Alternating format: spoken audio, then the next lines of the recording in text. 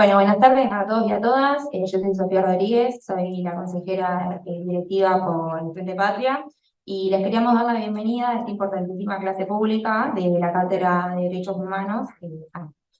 El Estado de Derecho está en peligro en nuestro país. Fantasmas del pasado que queríamos haber superado regresaron y ponen en riesgo la democracia, las instituciones y los derechos humanos. Discursos de negacionismo sobre los 30.000 desaparecidos de la última dictadura cívico-militar aparecen como propuestas de campaña y todo esto se da en el marco de una Corte Suprema de Justicia Nacional que se eleva sobre los demás poderes del Estado. Esta corte, integrada por Ricardo Lorenzetti, Juan Carlos Maqueda, Horacio Rosati y Carlos Rosenkrantz, resolvió cesar hace muy pocos días en sus funciones a la jueza de la Cámara Federal de Casación Penal, la doctora Ana María Figueroa, tomando una decisión arbitraria que viola los principios de legalidad e igualdad, potenciando la crisis del funcionamiento del sistema republicano y de la división de poderes. En tanto se encuentra en trámite parlamentario la ratificación o no de su continuidad, ya solicitada por el Poder Ejecutivo y con dictamen favorable en el Honorable Senado de la Nación. Por lo expresado, nos parece fundamental generar estos encuentros de trabajo en momentos en donde los principios básicos de nuestra convivencia democrática se ponen en peligro.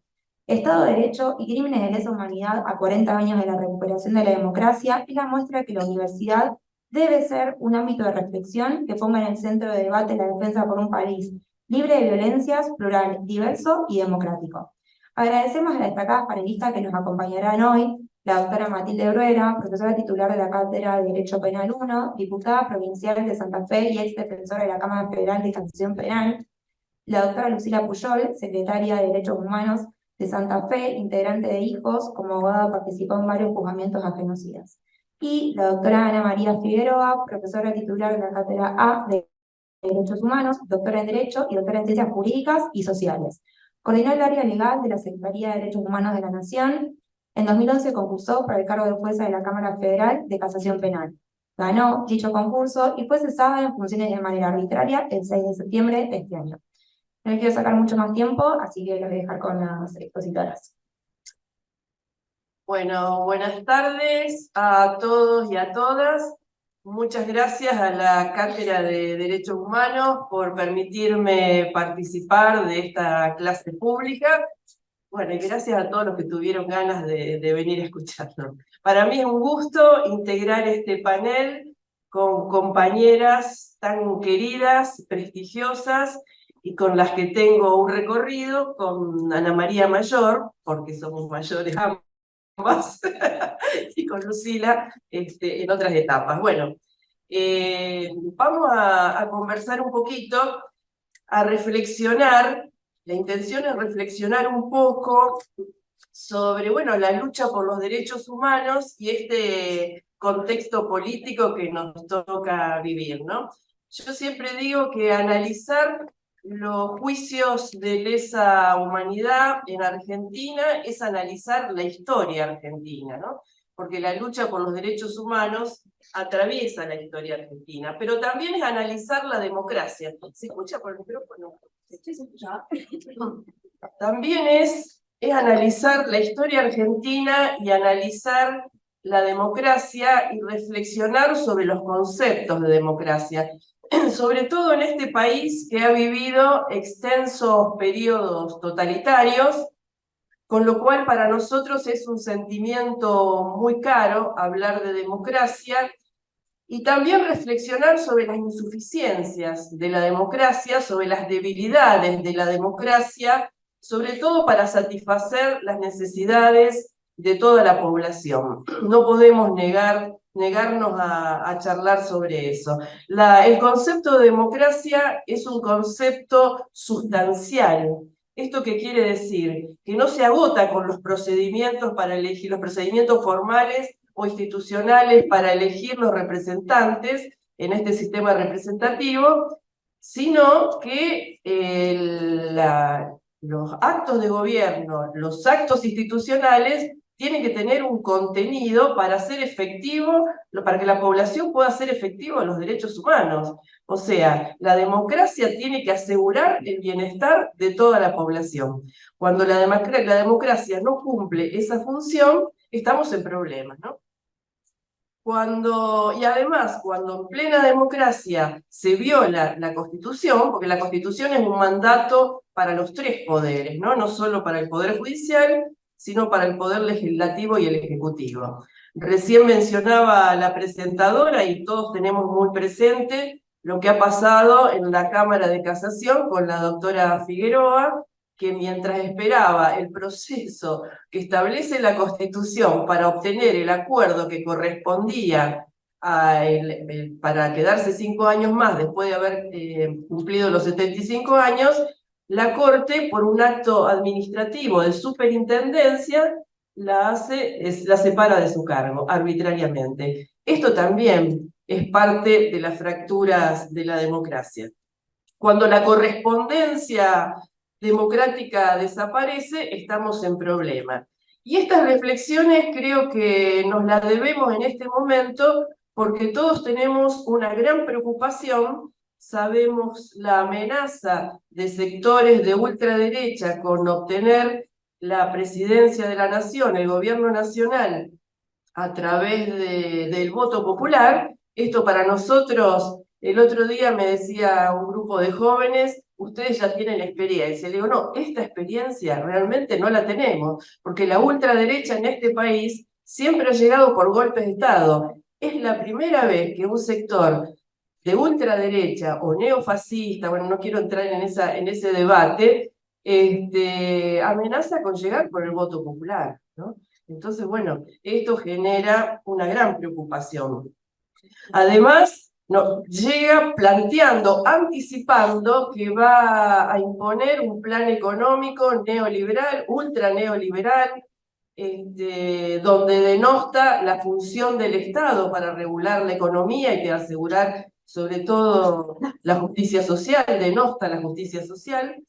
Y esto además tampoco podemos ignorar que viene de la mano de un malestar social muy importante porque hay una insatisfacción popular con la democracia que ha generado en estos 40 años el 40% de pobreza.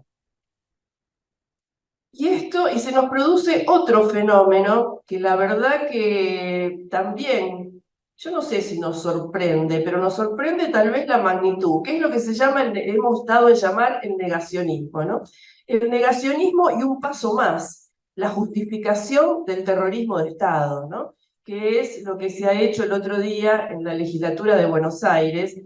Y a mí algo que realmente me indigna, porque sectores negadores del terrorismo de Estado existieron siempre. Es más, después me voy a referir a eso, pero el movimiento de derechos humanos que se empieza a gestar, creo que al día siguiente del golpe de Estado, y que empieza la resistencia y que empieza a construir en plena dictadura, era un movimiento minoritario y casi clandestino en la dictadura, por supuesto, y después en los comienzos de la democracia también era minoritario.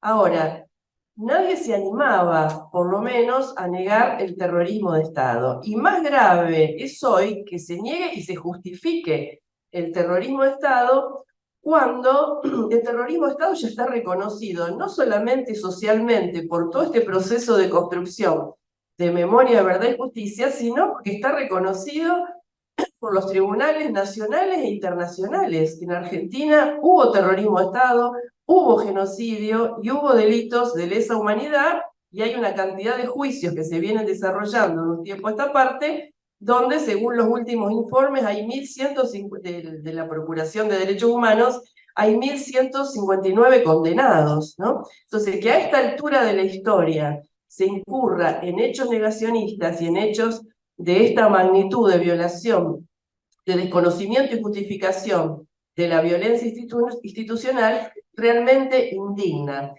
Y lo que más indigna es que estas personas no solo son negacionistas, sino que han accedido, y esto sí nos tenemos que reprochar en democracia, no puede alguien con un discurso y una actitud justificadora del terrorismo de Estado acceder a cargos públicos, a cargos políticos públicos. Todos los funcionarios públicos de cualquiera de los tres poderes juramos por la Constitución Nacional, Cuando estamos obligados a jurar por la Constitución Nacional. Cuando se jura por la Constitución Nacional, se jura por los derechos humanos, porque están las convenciones, la jurisprudencia está incorporada a la Constitución. Entonces no puede alguien que es diputada nacional seguir ocupando ese cargo después de haber expresado lo que expresa. Es más, yo creo que una de las deudas de la democracia es no haber llegado a sancionar en el Congreso el delito de negacionismo. Tenemos un delito ya viejo que es la apología del delito, que no se está aplicando en los casos que corresponde, pero deberíamos haber discutido en el Congreso de la Nación y sancionado el delito de negacionismo, tal como existe en otros países, como Alemania o Francia, por ejemplo, donde negar el Holocausto y negar otros genocidios constituye un delito. Pero bueno, en esta situación estamos y en esta situación tenemos que preguntarnos qué está pasando con la democracia y qué ha pasado con la lucha por los derechos humanos. Porque si hay algo que le reconocemos a todo, que debemos reconocer al camino que se ha recorrido para construir los juicios de lesa humanidad, es que ha sido un proceso sumamente interesante, un proceso de lucha, un proceso de crecimiento, un proceso de instalación jurídica. Una de las características del movimiento de derechos humanos, en primer lugar, es que empieza con la resistencia durante la propia dictadura. Los habeas corpus, por ejemplo, la cantidad de habeas corpus que se presentaban, las denuncias, en plena dictadura se publicaron solicitadas. Yo me acuerdo la primera solicitada, una de las primeras solicitadas fueron en el año 79, por lo menos la que yo recuerdo, ¿no? Una solicitada que salió en el diario La Nación o en el Clarín, pidiendo por la lista de los desaparecidos. O sea, es una lucha que empieza a dar pasos firmes, ¿no? Y Argentina tiene una historia en esto. Y es una lucha que además siempre estuvo acompañada por la lucha por los derechos sociales, ¿no? Todas las luchas contra todas las dictaduras que hubo en Argentina fueron paralelas a las luchas por los derechos sociales. Por ejemplo, en la dictadura del 66, los que son más grandes se acordarán el rosariazo, el cordobazo, el ocampazo, etcétera, etcétera, ¿no? En la dictadura argentina no podemos dejar de olvidarnos, en marzo de 1982, ese famoso paro de la CGT, de Paz, Pan y Trabajo, que fue el golpe político más duro que sufrió la dictadura, ¿no? Y en ese marco crecían las denuncias de las madres de Plaza de Mayo, abuelas de Plaza de Mayo, familiares de detenidos desaparecidos, que se iban reuniendo en sus locales o en los organismos o en los lugares donde se podían rendir, a veces casas, y iban tomando la denuncia de las víctimas y iban generando en las víctimas la posibilidad de denunciar en algún lugar lo que estaba pasando, porque a los tribunales no había prácticamente acceso. Por eso yo destaco siempre, y esa lucha, toda esa lucha, cuyo recorrido me voy a referir después, marcó el comienzo de la democracia. Marcó y signó la estructura y las características de la democracia a la cual se accede en el año 83. Estuvo muy influida por la lucha de los derechos humanos, por eso el primer presidente constitucional post-dictadura, que había integrado la Asamblea Permanente por los Derechos Humanos, Alfonsín, crea la CONADEP, saca los dos decretos de convocatoria a juicio, el que ordena el juzgamiento de las juntas militares y también el que ordena el juzgamiento de las cúpulas de las organizaciones armadas, de Montoneros y FARC y PRT. Tal vez ese haya sido el error, de equiparar una cuestión con otra, ¿no? Pero bueno, crea la CONADEP, el juicio de las juntas y todo lo que ustedes conocen. Este proceso, por eso digo, el proceso de lucha por los derechos humanos signó fuertemente los inicios de la democracia en Argentina. De ahí en más tuvo avances y tuvo también retrocesos y fracasos, ¿no? Bueno, una de las cuestiones que quedan claras y una de las cuestiones más que hoy se reconocen más claramente es que la dictadura vino a imponer un modelo neoliberal, un modelo de acumulación capitalista fundado en la fuga de capitales y un modelo especulativo, no un modelo productivo. Por eso creo que la lucha por los derechos humanos, la lucha contra el terrorismo de Estado, tiene que ser siempre paralela a las luchas y a las reivindicaciones sociales, porque si no, no son reconocidas por la sociedad como logramos que se reconozca, por lo menos en los primeros años de la democracia y años posteriores. Cuando esta lucha por los derechos humanos se desvincula de la lucha de los trabajadores y de la lucha por los derechos sociales, creo que la democracia está en problemas. Además, porque la dictadura no empieza, obviamente empieza el día del golpe de Estado, el 24 de marzo de 1976, pero hubo anuncios de esta dictadura, hubo anuncios, como fue la explosión económica del Rodrigazo en el 75 y la represión, por ejemplo, la represión en Villa Constitución, ¿no? La represión en Villa Constitución fue un ensayo previo a la dictadura que después se instalaría y generalizaría esta masacre masiva que fueron los 30.000 desaparecidos, el robo de niños, etcétera, etcétera, ¿no?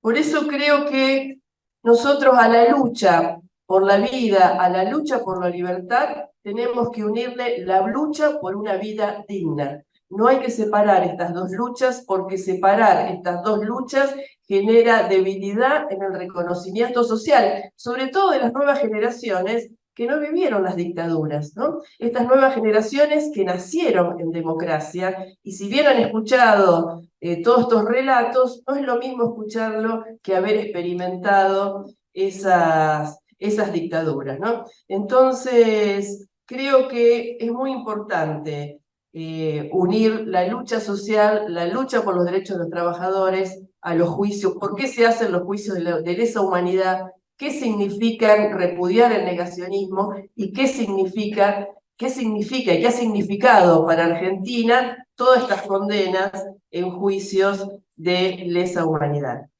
Nosotros sabemos que, obviamente, en materia de derechos laborales no hemos recuperado, la dictadura vino a golpear seriamente al modelo productivo argentino y a los derechos de los trabajadores. A eso vino la dictadura. Por eso creo que hay que unir estas dos reivindicaciones. Y nosotros, ¿cuáles son las deudas de la democracia en estos 40 años? No logramos restablecer, por ejemplo, la ley de contrato de trabajo. Uno de los golpes más duros de la dictadura fue, apenas asume Videla, se derogan más de 100 artículos de la ley de contrato de trabajo. En estos 40 años de democracia no hemos logrado recuperar la ley original, que no solamente fue una derogación de facto, por supuesto, sino que significó el asesinato de Centeno y el asesinato de una cantidad de abogados laboralistas, ¿no? Lo que fue la noche de las corbatas. Eso es un símbolo y un hecho concreto de la dictadura.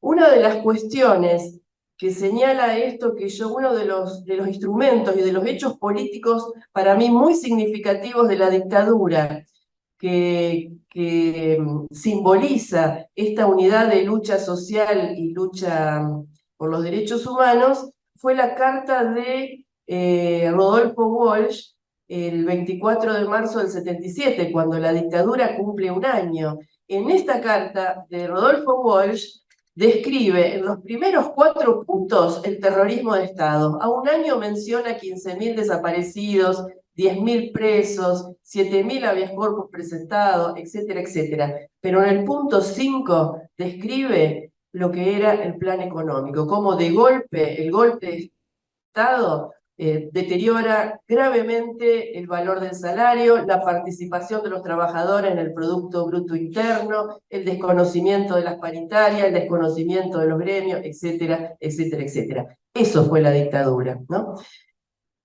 En todos estos años de democracia tenemos una deuda también en la reforma, si bien en los años 80 se produce una importante reforma de la estructura penal del sistema punitivo, por todas las críticas que había contra el aparato represivo, todavía no logramos una reforma integral del Código Penal. Se derogó la pena de muerte, se derogó la 2840, que era la ley antisubversiva, se reformaron las medidas más duras del sistema penal, la reincidencia, etcétera, etcétera. Pero no logramos una reforma integral de un código penal más democrático y un código penal que incluya los delitos de lesa humanidad en su texto, ¿no? En su texto expresamente. Los delitos de lesa humanidad, por supuesto que están positivizados en el derecho internacional de los derechos humanos, pero no logramos incorporarlos al Código Penal. No derogamos la ley de entidades financieras, que fue el eje del plan económico de la dictadura. Bueno, estas son las deudas que nos quedan. Me queda poco tiempo. Estas son las deudas que nos quedan de la democracia y estas son las flaquezas por las cuales, a ver cuánto me queda. Ah, bueno. A ver qué digo y qué no digo de acuerdo al tiempo que me queda. Estas son las deudas que tiene la democracia, ¿no? Estas son las deudas que tiene la democracia con la población argentina y con nuestra historia de lucha, la deuda que nosotros mismos tenemos con nosotros, ¿no?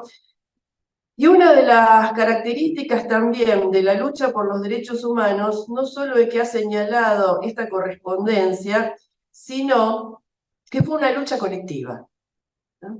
Y eso yo lo destaco porque creo que cuando vienen o se avecinan nuevos momentos de lucha, hay que recordar cómo fue la construcción de los derechos humanos y cómo fue la organización. Y si hay algo que debemos reconocer es que en esta construcción de la memoria, la verdad y justicia, participaron tanto los abuelas y madres, por supuesto, los familiares de las víctimas, las propias víctimas, las organizaciones de derechos humanos, los abogados y abogadas de derechos humanos, pero participó la sociedad en su conjunto. Fue una lucha colectiva, y una lucha colectiva de tal magnitud que atravesó varias generaciones, ¿no? Varias generaciones, las generaciones de la década del 70, de la década del 80, del 90, del 2000 y hasta las actuales, con quienes integran hoy los organismos y quienes son hoy los abogados y abogadas de derechos humanos, en los juicios de lesa humanidad. Y para ratificar esta correspondencia entre la dictadura y el modelo económico, hoy caracterizamos a la dictadura como una dictadura militar, civil, eclesiástica, o sea, una dictadura militar, civil y eclesiástica. ¿Esto por qué? Porque participaban como ideólogos, porque los ideólogos de un modelo económico eran los propios interesados en ese modelo económico. Y y los juicios que más cuesta y más costó construir son los juicios contra los autores civiles de la dictadura, los cómplices civiles o los ideólogos de la dictadura, ¿no? A pesar que, como yo les mencionaba antes, tuvimos la experiencia de Asindar en Villa Constitución, donde se constituye el primer centro, un centro clandestino dentro de la propia fábrica.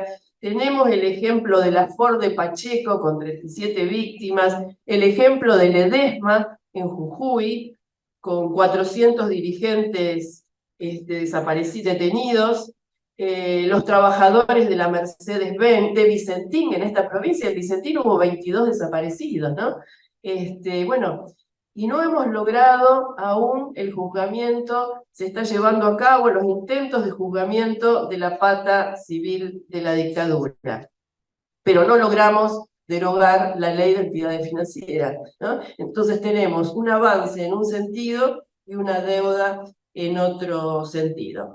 Y en esta lucha contra la dictadura, además de que fue colectiva, otra cuestión que hay que destacar, porque es también un modelo para seguir una resistencia en estos tiempos que nos tocan vivir, es que hubo avances y retrocesos, pero se siguió adelante y hubo más conquistas y se resistieron los retrocesos. Les doy un ejemplo. Una de las grandes, así como el juicio a las juntas fue un gran hito en la lucha por los derechos humanos, tenemos que reconocer que un gran golpe fueron las leyes de impunidad y los indultos, la ley de punto final y obediencia debida y los indultos.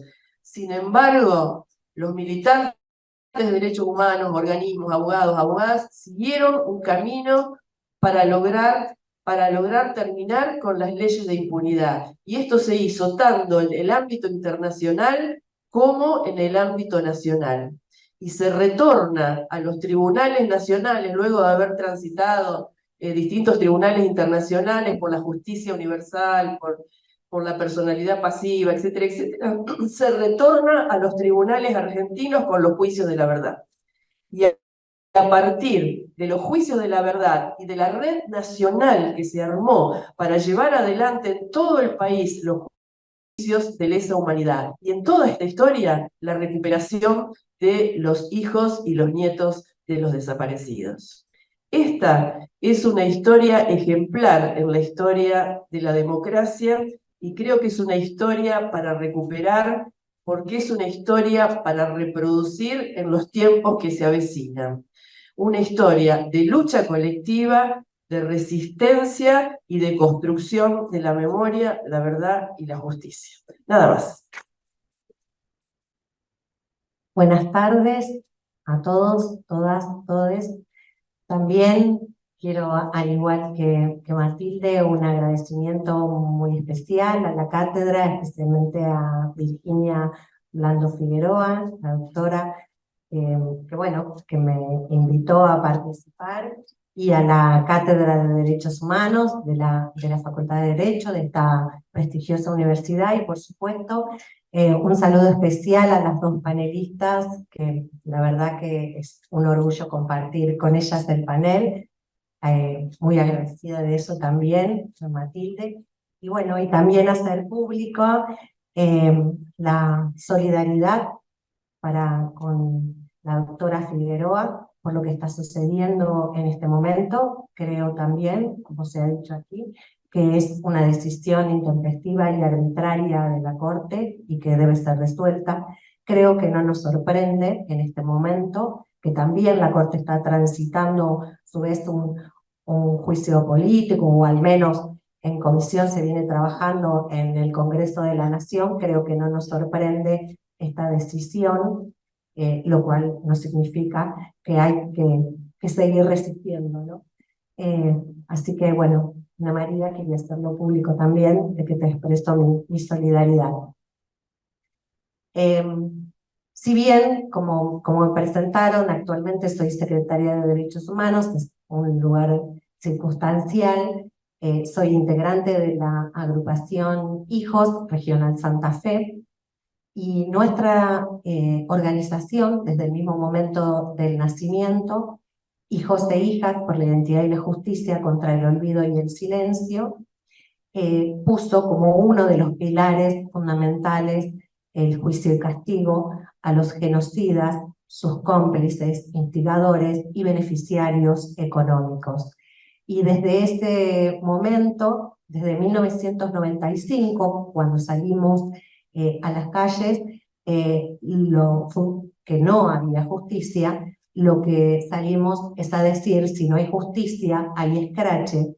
Y con esas consignas nos sumamos al movimiento de derechos humanos, que tenía, como bien decía Matilde, una larga trayectoria en nuestro país, y que había comenzado con nuestras madres y abuelas de Plaza de Mayo, como decimos siempre, con nuestras abuelas, había salido a la calle desde el mismo año del inicio del golpe, en 1976.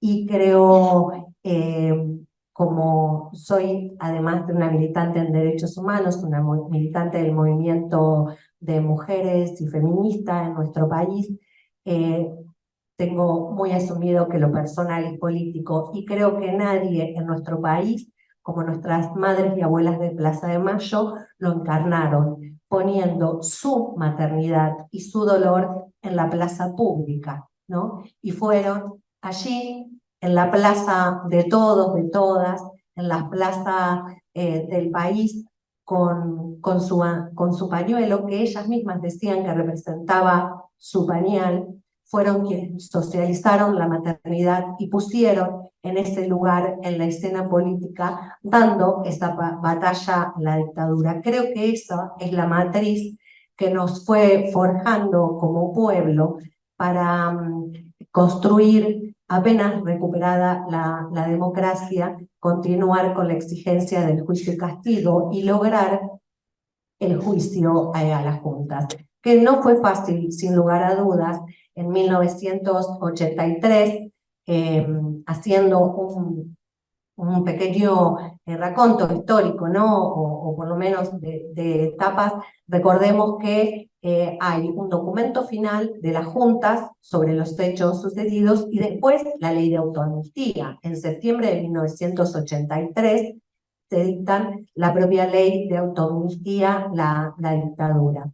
Sin embargo, el gobierno que asumió democráticamente y que había prometido que se iba a responsabilizar, es que toma esta decisión de crear la Comisión Nacional sobre la Desaparición de Personas en todo el país. Nuestra provincia no fue ajena a eso. Hay un importante informe de la CONADEP, provincia de Santa Fe, y luego de eso, como también había decidido el gobierno que en primer lugar iba a ser juzgado por el Consejo de las Fuerzas Armadas, como ustedes saben seguramente, en un fallo que fue vergonzoso, dijeron que, digamos, los crímenes, o sea, que no había habido crímenes y que habían actuado correctamente, y por eso es que llegamos a el denominado juicio a las juntas.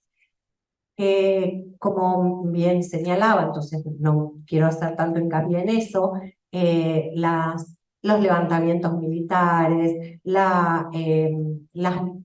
digamos, lo que hizo es una serie de situaciones que nos determinaron las leyes de punto final, obediencia debida. Estamos hablando de 1986 y 87, luego sumado, por supuesto, a la situación económica que venía del país, el adelantamiento de la entrega de las elecciones, y en el gobierno de Menem termina de coronar la impunidad en nuestro país con los indultos.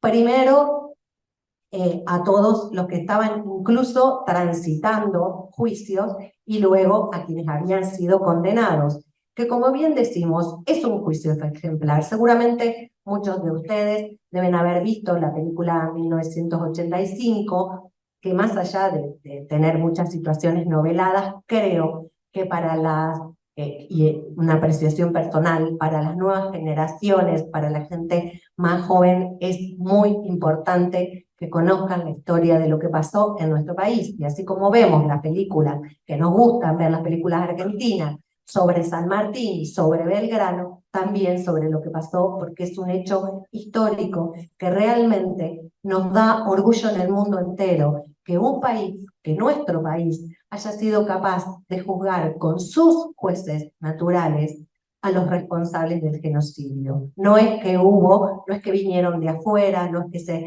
armó una corte internacional, sino con nuestros jueces. Y eso, sin lugar a dudas, tiene un valor enorme. Pero recordemos que este juicio hablaba, por un lado, de los excesos cometidos, que iban a juzgar los excesos cometidos contra la subversión. No son los mismos juicios de hoy. Y por otro lado, que tuvimos solo 5 condenas de los 9 comandantes. hubiera continuado, porque rápidamente hubo inicios de causas en todo el país, pero bueno, las leyes de impunidad no permitieron que eso siguiera adelante. Las más de 2000 causas que se iniciaron en el país fueron cerradas a partir de estas leyes. Entonces podemos decir que fue un momento muy doloroso para el movimiento de derechos humanos, pero también de latencia, porque como bien decíamos, no se quedó ahí. Entonces se fueron a los tribunales internacionales, se siguió el trabajo en el país, comienzan nuevas organizaciones como el surgimiento de la agrupación Hijos en 1995, pero también el inicio, bien señalado por Matilde, de los juicios por la verdad, que también son en ese mismo año. Y al año siguiente, 1996, también es un hito en nuestro país, porque se cumplen 20 años del golpe y hay una explosión en todo el país. Y de ser pequeños grupos que hacían conmemoración del 24 de marzo, recordando a las víctimas, llegan a ser enormes movilizaciones en todo el país el 24 de marzo de 1996.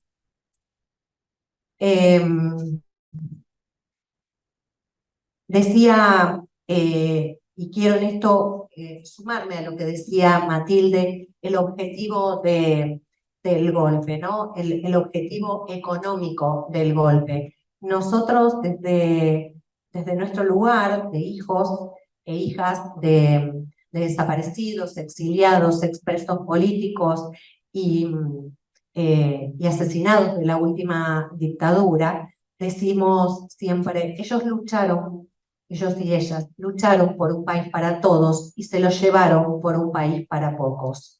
Parece una consigna, pero en sí misma es lo que nos muestra ese país que dos modelos en pugna que estaban en ese país, ¿no? En este país, y que fue el terrorismo de Estado quien vino a obstruir un proceso de nuestro pueblo de organización, de lucha y de conquistas sociales.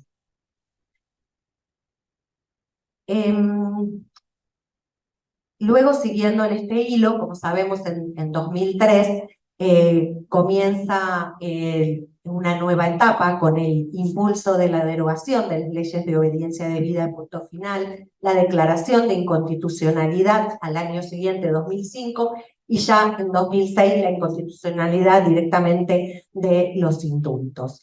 Ahora, estos juicios no son los mismos juicios.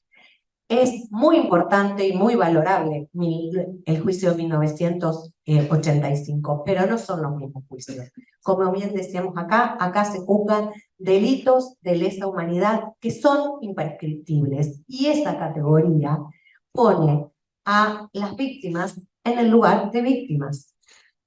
Entonces, ya no hay lugar para la teoría de los dos demonios, que es lo que se construyó en 1985 o que se intentó desde el lugar del poder y del poder judicial.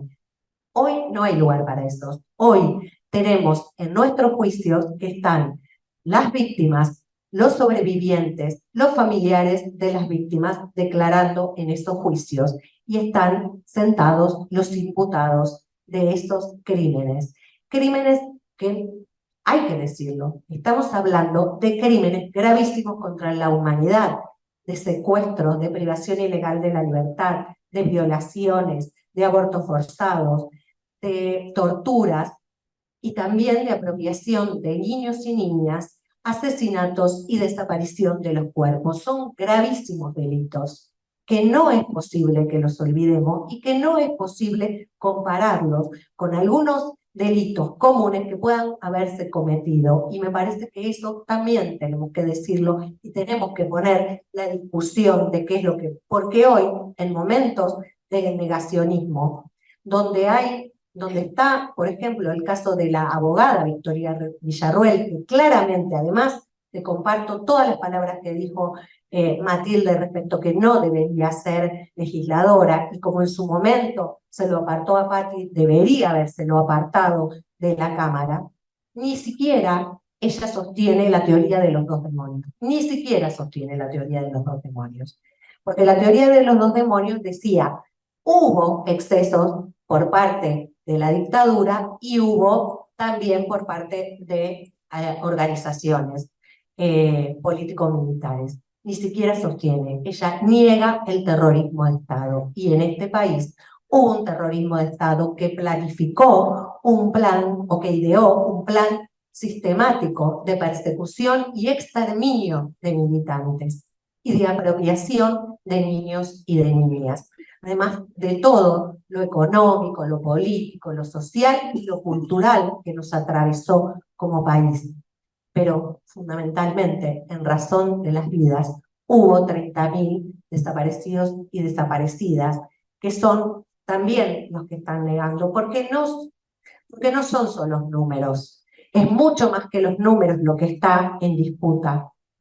Creemos que además de negar la cifra, niegan la existencia de los desaparecidos, pero además, como decían al principio, como esa base de derechos humanos que se construyó desde la resistencia en dictadura y todo el transcurso de estos años, de estos 40 años de democracia, ha sentado las bases, un piso de derechos humanos, que son los que hoy tenemos, que es mucho más allá de memoria, verdad y justicia, que es fundamental, que han sentado las bases, pero que es mucho más allá, que es todas las políticas en género y diversidad, que es el derecho a la educación sexual integral, al aborto legal, al matrimonio igualitario, pero además los derechos de los pueblos originarios, de los y las migrantes, los derechos de los trabajadores y trabajadoras, porque vienen por nuestras conquistas, vienen por la ampliación de nuestros derechos.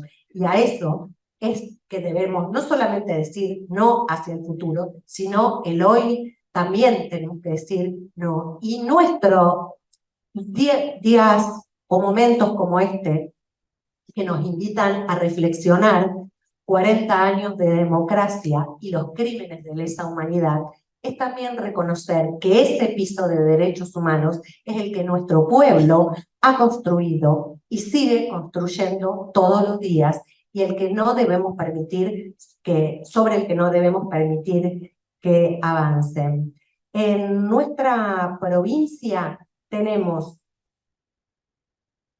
35 juicios con condenas a 168 imputados en el marco de las 327 sentencias que hay en todo el país. Y los juicios siguen, porque hay un montón de genocidas y hay que avanzar fundamentalmente sobre la pata económica, que es la que más nos cuesta. Pero además de todos estos crímenes que hablamos, sí quiero, porque no me queda mucho tiempo, hacer una mención especial que también es parte de los últimos años, y es el trabajo en los delitos sexuales, en los crímenes de lesa humanidad, y ese reconocimiento también a las voces.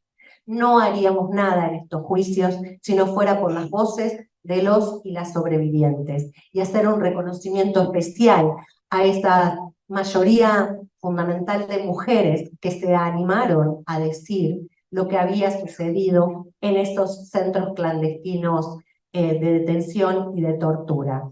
Porque la dictadura fue cívico, militar y eclesiástica, pero también fue machista, misógina y patriarcal. Y eso también es un reconocimiento que tenemos que hacer sobre nuestros compañeros y compañeras que se han animado y tienen la voz en los juicios.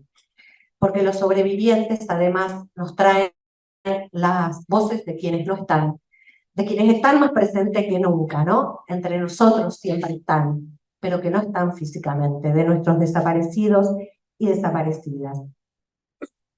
Entonces, quisiera ya cerrar con esta reflexión de que agradecer nuevamente por este espacio y la importancia de reflexionar a 40 años de iniciado este camino, que muy poquito falta para que cumplamos 40 años de democracia ininterrumpida, y ven casi 20 años que retomamos los juicios de lesa humanidad. Y esto fue posible fundamentalmente por la lucha de nuestro pueblo, que dijo no a la desmemoria, y lo dice permanentemente, no a la desmemoria, no al olvido, no al ocultamiento. Y vuelve a repetir, y creo que este 10 de diciembre también volverá a decir nunca más. Muchas gracias. Bueno, buenas tardes, buenas noches a todas y todes y todos. En esta actividad que había ya decidido organizar la cátedra para hacer una reflexión sobre los 40 años de la recuperación de la democracia y lo que hemos avanzado en el ámbito del derecho, sucedió esta circunstancia por la cual les agradezco la solidaridad que las compañeras Matilde, tantos años de lucha en los organismos de derechos humanos, que hemos estado siempre del mismo lado, nunca estuvimos panquequeándonos de un lugar a otro. Siempre se supo dónde estábamos. La doctora Pujol ya más joven, pero también con un camino tan importante recorrido. Y les agradezco la solidaridad. Yo encuentro caras hermosas, amigas, de alumnos del secundario de Bustinza.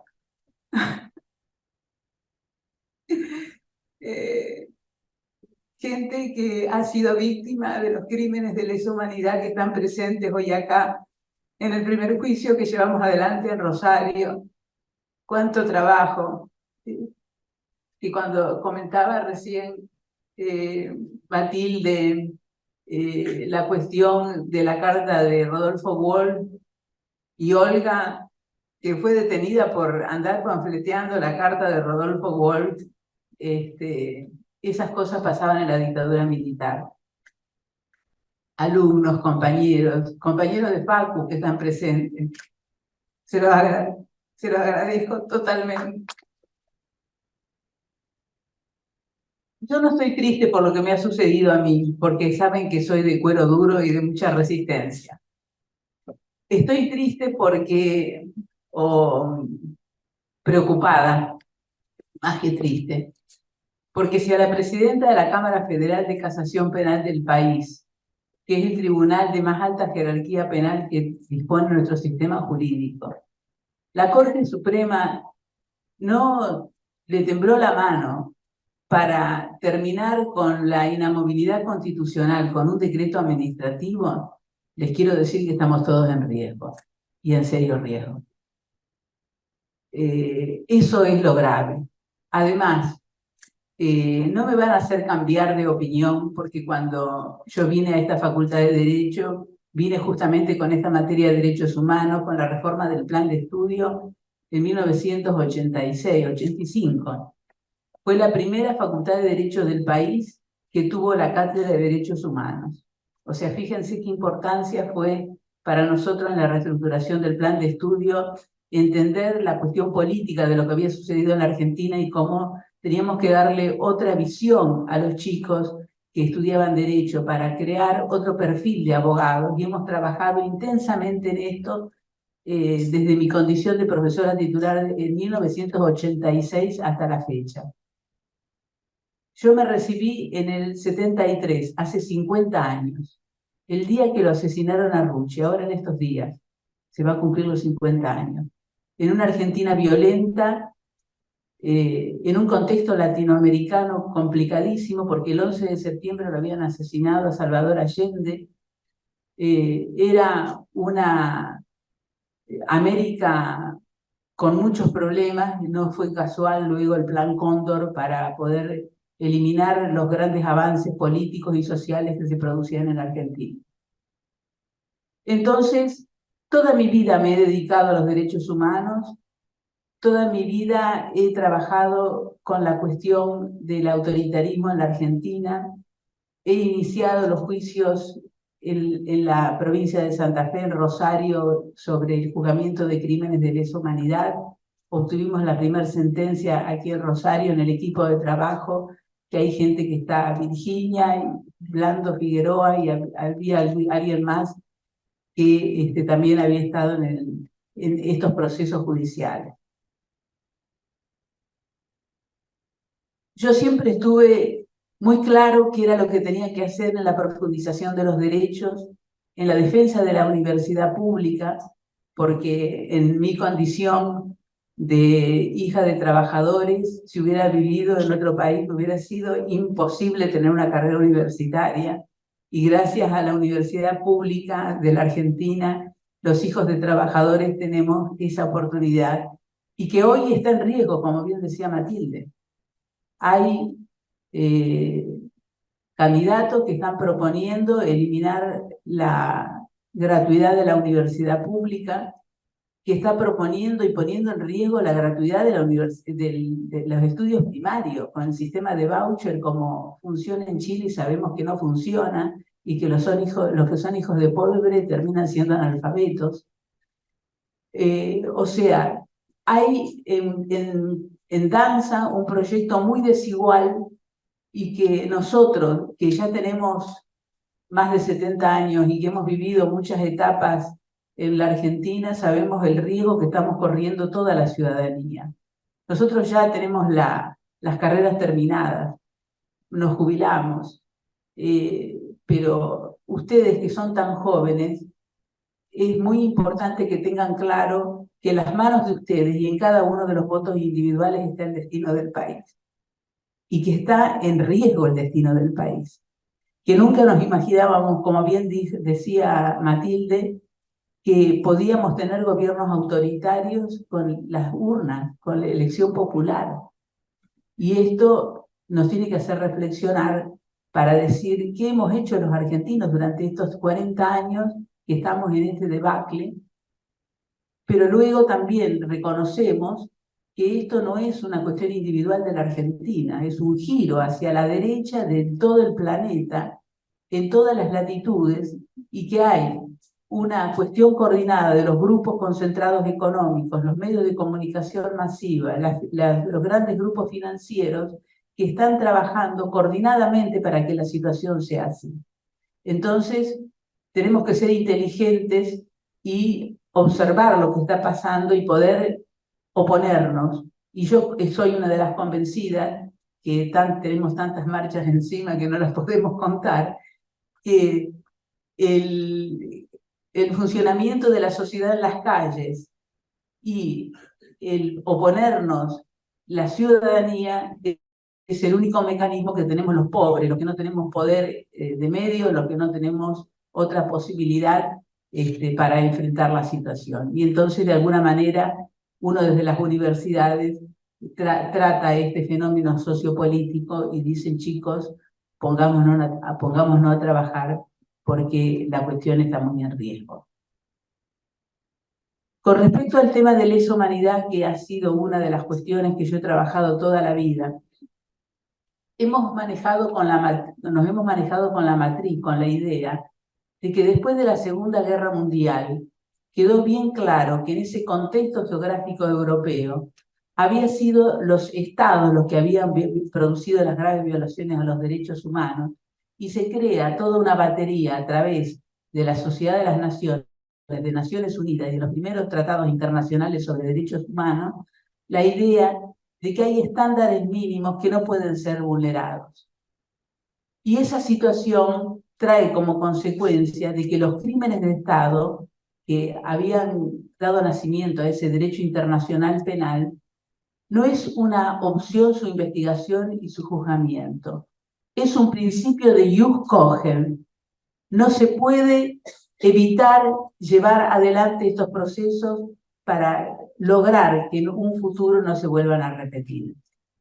Y nosotros tuvimos esta triste historia, desgraciada historia, del autoritarismo en el Cono Sur, la implantación de la doctrina de la seguridad nacional, una sociedad que se fue fragmentando cada vez más empobrecida, y se fue haciendo un discurso a favor que los propios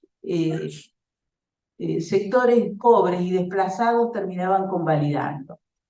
Entonces, tratar de oponernos a esa situación fue muy difícil y fue toda una construcción social y de muchas profesiones y de muchas actividades y de los trabajadores que se empezaron a construir una nueva concepción para poder oponerse. Tuvimos la dictadura militar, y esa dictadura militar, cuando superamos esa etapa, nos quedó el problema a la ciudadanía de cómo podíamos sanear el pasado autoritario. ¿Qué podíamos hacer para deconstruir esa impunidad? Entonces, como bien se planteó aquí, uno de los mecanismos fue la creación de la CONADEP, luego las leyes de punto final en el 86 y obediencia debida en el 87, los indultos en el 89 que agravaron la situación, en el 94 la sanción de la nueva Constitución Nacional, que como bien se aclaró aquí, tiene entre sus textos un artículo 75, inciso 22, donde nos impone con jerarquía constitucional 11 tratados y un sistema que hacia el futuro, con el propio poder constituido, sin tener que hacer una reforma constitucional, se pueden agregar con la misma jerarquía nuevos tratados como se ha venido realizando en el país. Y tenemos un conjunto de derechos, de obligaciones estatales, de funcionamiento de los 3 poderes del Estado que tienen que hacer cumplir todas estas leyes, que es inadmisible que sujetos que integran algunos de los poderes políticos no respeten la Constitución o tengan programas que sean no respetar la Constitución. Que a veces se decían en otras etapas de manera solapadamente, pero acá nos la dicen de forma directa. O sea, después que no digamos que no nos habíamos enterado que iban a hacer, vienen a decir lo que van a hacer. Algunos, incluso de los partidos políticos que han estado en el gobierno, dicen que van a hacer lo mismo y más rápido. Y nosotros tenemos que estar advertidos de lo que está pasando. Una situación de un poder judicial que en los 12 años que que he integrado el Poder Judicial Federal de este país, puede uno describir que hay mucho temor en el Poder Judicial. Mucha gente, con lo que me ha pasado a mí, he recibido más de 1000 adhesiones, comunicaciones, WhatsApp y demás, pero muy pocas organizaciones se animaron a hacerlo público. Te dicen cuánta valentía, Ana María, que has tenido, que durante muchos años venís repitiendo que la Corte Suprema que tenemos en el país es la más chica de las 3 Américas, es la más machista de las 3 Américas porque no tenemos ninguna mujer que la integra, es una Corte que se ha animado a cuestiones que uno pensaba que era imposible que se animara y lo han hecho y lo siguen haciendo.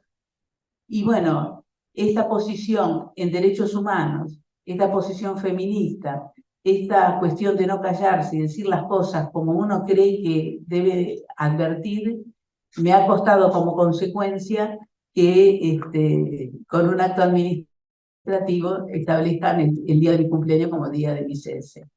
Cuando, bien todos sabemos por los diarios, el sistema no correspondía que fuera así porque todos los precedentes de hace 170 años han sido conforme el procedimiento que yo llevé adelante. Pero vuelvo a decir, mi preocupación no es por mí, mi preocupación es por la sociedad porque se están animando demasiadas cosas.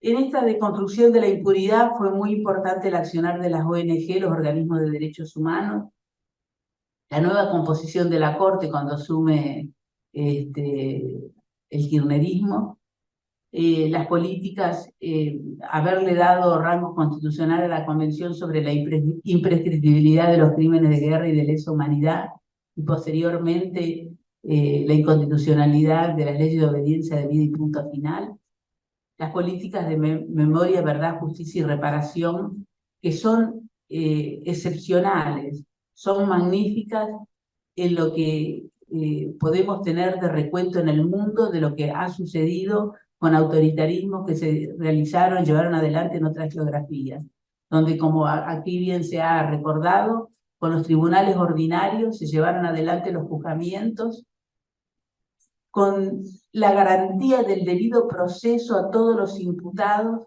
aunque eran imputados de crímenes aberrantes, como lo fueron todos los que están sentados en los banquillos del juzgamiento de los crímenes de lesa humanidad, donde la tortura, la deshumanización hacia el otro, la existencia de más de 660 centros clandestinos de detención, la apropiación ilegítima de niños, de los cuales tenemos solo 137 recuperados y se estima que deben haber nacido en cautiverio unos 500 niños. Quiere decir que tenemos 250 todavía niños que no conocen su identidad y que se encuentran desaparecidos desde el punto del ADN, porque no se sabe qué ha pasado con ellos, a dónde se encuentran. Una etapa oscurísima de nuestra vida, donde el estado de policía era el poder punitivo descontrolado, donde no había en la dictadura militar ninguna posibilidad de que los jueces pudieran hacer ningún tipo de control, donde lo hemos visto por documentales, lo hemos visto en tantos juicios, la situación se repetía de la misma manera. Yo tengo las estadísticas de las cantidades de condenas que existían en nuestro país. En el 2006, 2 condenas. Bueno, en el 2006. 95 condenas en el 2022, 11 condenas en lo que va del año 2023. O sea, hasta la fecha, hasta septiembre de este año, tenemos 1.480 condenas. Personas condenadas, 1.159. Personas absueltas, 178. Personas procesadas, 419. Cantidad de juicios celebrados, 307. Cantidad aproximada de víctimas, más de 10.500. Juicios en trámites hoy en los tribunales orales federales de todo el país, 77. Yo estuve ahora en el mes de abril en la Corte Penal Internacional, en una reunión con los jueces de la Corte Penal Internacional, y no tenían idea de la magnitud de lo que había hecho la Argentina. Ellos han tenido un par de juicios con muy pocas condenas, con todo el funcionamiento de la Corte Penal Internacional. La tarea que se ha hecho jurídica, la tarea de los organismos de derechos humanos, la tarea de los familiares y de las víctimas, nos han colocado a nosotros como modelo mundial en el juzgamiento de los crímenes de lesa humanidad. Somos el testimonio mundial más importante que es la tarea argentina. Eso es algo fantástico y bueno, realmente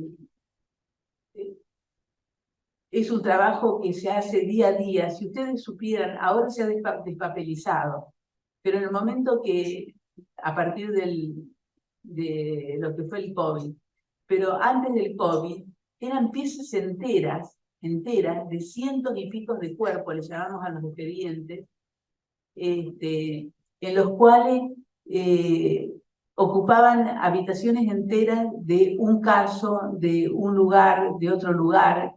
El trabajo fue terrible que se hizo en conjunto y lo que se pudo lograr.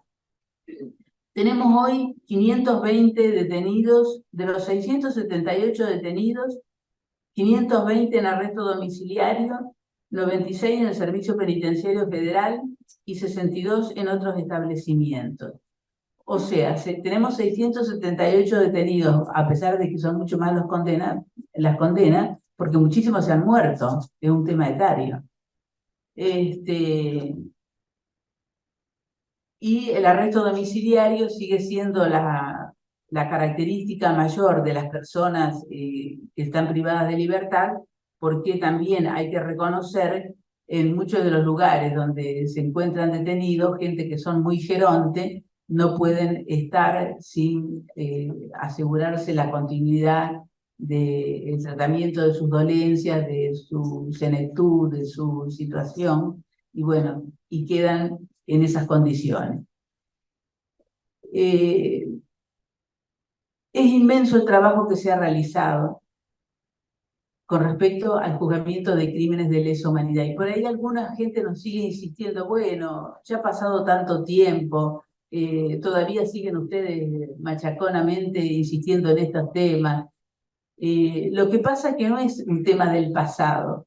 Si nosotros no saneamos el derecho a la verdad, no nos enteramos qué ha sucedido en la Argentina, no se llevan adelante el debido proceso y el debido juzgamiento, con todos los derechos de los imputados a la defensa y a las garantías constitucionales, que no le han dado a sus víctimas, pero que nosotros en un Estado de Derecho tenemos que dárselo a todo el mundo. Si no se lleva adelante,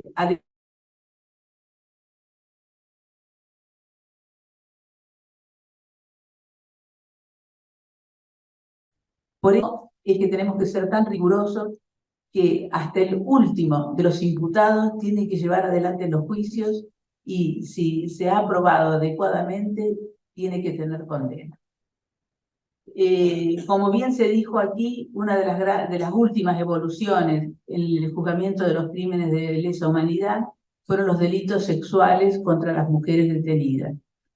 Se trabajó mucho sobre si era solo delito de mano propia y físicamente quienes habían intervenido en la acción típica tenían que ser condenados, o como en los otros tipos de delitos, en los crímenes de lesa humanidad, como los homicidios, desapariciones, torturas, se aplicaba el criterio de la coautoría y la autoría mediata.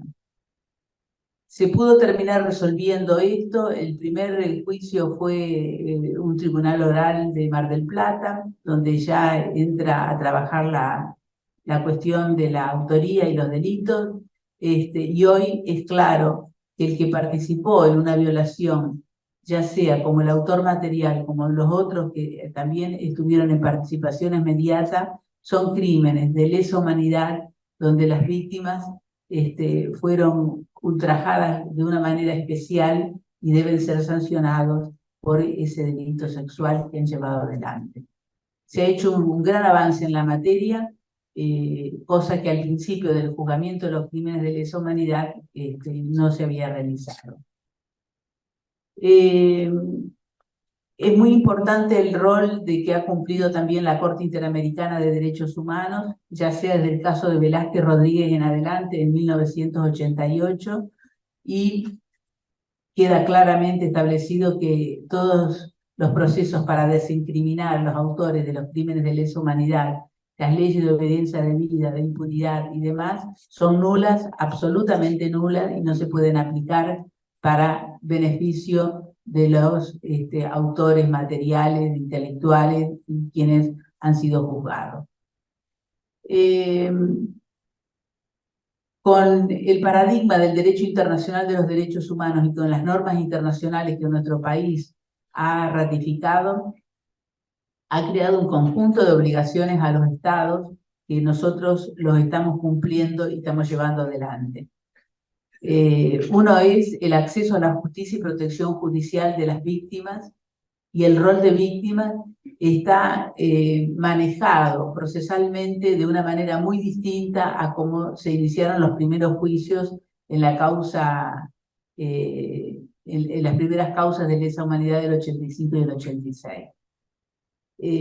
Se trabajó mucho en adoptar las disposiciones de derecho interno, ya sea procedimentales y de programas especiales de protección de testigos, etcétera, a los efectos de poder coadyuvar al trabajo que se hace en la justicia en estos juzgamientos.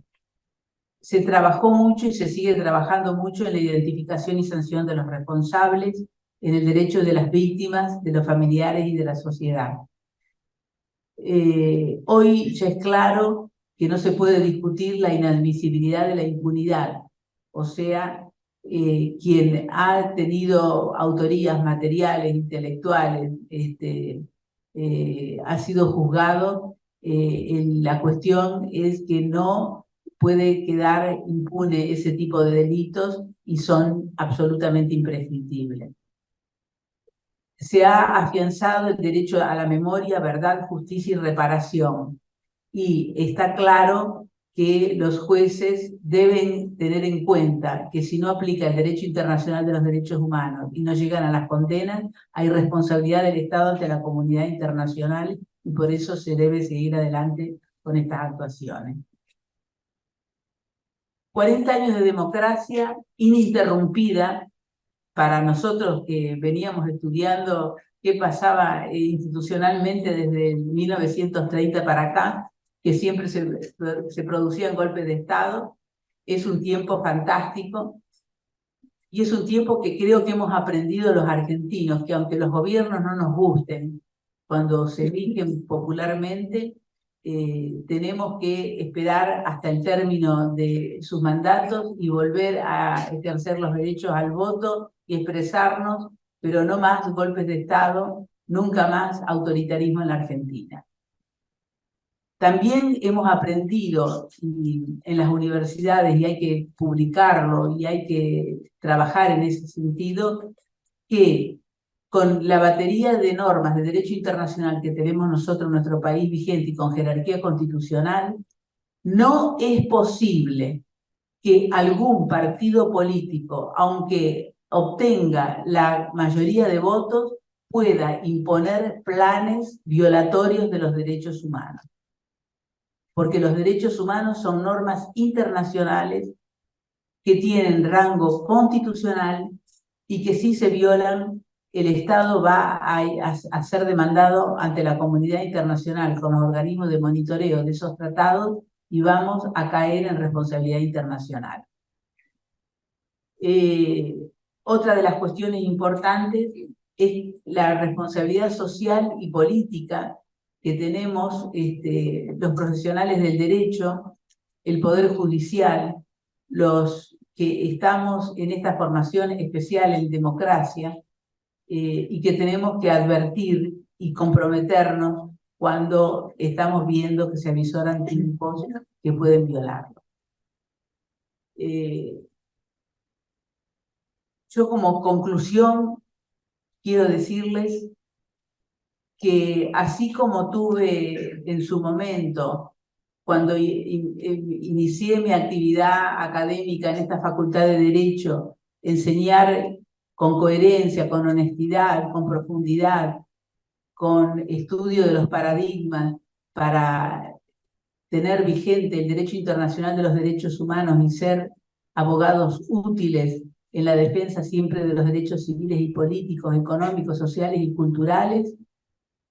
Así como tuve claridad cuando ingresé en la justicia de que estaban parados el juzgamiento de los crímenes de lesa humanidad justamente en casación y se produjo una gran evolución y se llegó a estos números importantes que estamos diciendo, así como también tuve claridad en que había una ausencia de discurso de género en el Poder Judicial y hoy en la casación, simplemente en la Cámara Federal de Casación, de cero sentencias en materia de género cuando ingresé en el 2011, hoy tenemos más de 1.100 fallos en materia de género, tengo el mismo compromiso y la misma claridad de que los derechos deben defenderse todos y cada uno de los días, que son difíciles lograr los instrumentos internacionales que lo consoliden, y que si nosotros dejamos de militar por los derechos humanos, muy fácilmente se desbaratan,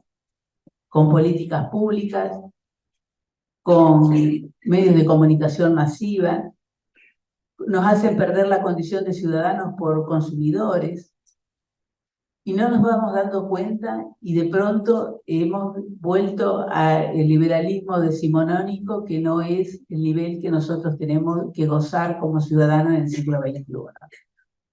Entonces, de esa misma manera les pido que luchemos todo y cada uno de nuestros días por los derechos humanos, por el derecho del que tiene al lado, del más necesitado, del más excluido, y que solo en una sociedad igualitaria vamos a poder vivir en felicidad, democracia y construir una posibilidad hacia el futuro. Y que el futuro se construye solo entre todos. Por eso, de alguna manera, Este es el pedido a los alumnos, a los que ya somos más grandes, a la ciudadanía, poder seguir trabajando muy férreamente por el compromiso de una Argentina que respete los derechos humanos y las garantías y que podamos construir una sociedad más justa y más igualitaria. Muchas gracias.